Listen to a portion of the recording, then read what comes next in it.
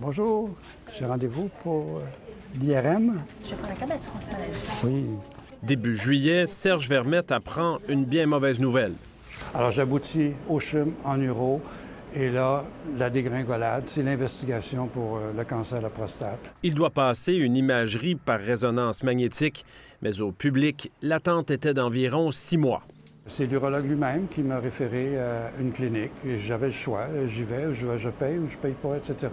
Il décide de payer 900 $ pour passer l'examen.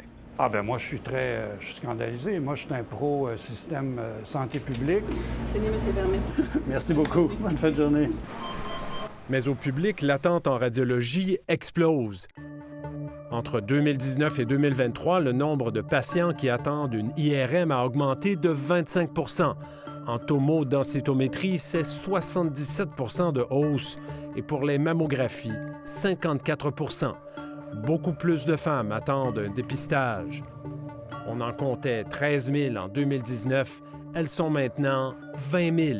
Un problème qui retarderait certains diagnostics de cancer. Et entre autres, en mammographie, on le voit, on n'a jamais autant vu de cancer du sein qui était diagnostiqué plus tardivement à cause d'un délai. Un avis partagé par les oncologues. Au niveau de l'accessibilité à un diagnostic de cancer, on constate des retards. Au niveau du suivi des patients qui ont été opérés avec un diagnostic de cancer, il y a des retards. Puis au niveau même du suivi des traitements, il y a des retards aussi. Des retards qui ont des conséquences. Si on voit des patients plus tard dans leur processus, bien, il y a plus de patients qui ont des maladies plus avancées. Alors, je vais arrêter quelques secondes pour planifier la prochaine série d'images.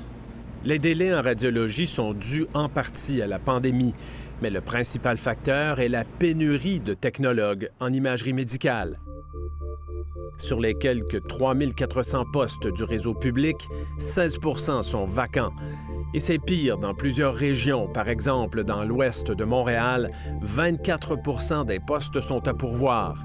Même chose en Mauricie, encore plus criant en Outaouais, où 41 % des postes sont vacants. On a des milliers de dollars d'équipements partout au Québec dans les hôpitaux puis dans les cliniques qui ne sont pas utilisés parce qu'on n'a pas de technologues pour les faire fonctionner. Si c'est une salle d'échographie, c'est les technologues qui prennent la graphie, fait qu'on en a 2 salles comme ça. Plusieurs cliniques privées veulent que Québec leur sous-traite plus d'examens. Antécédents de chirurgie de cholestéatome et méningocèle. Il y a de la capacité résiduelle dans les cliniques de radiologie, entre autres. Nous, ici, on a des plages de scan, des plages de résonance qui ne sont pas utilisées.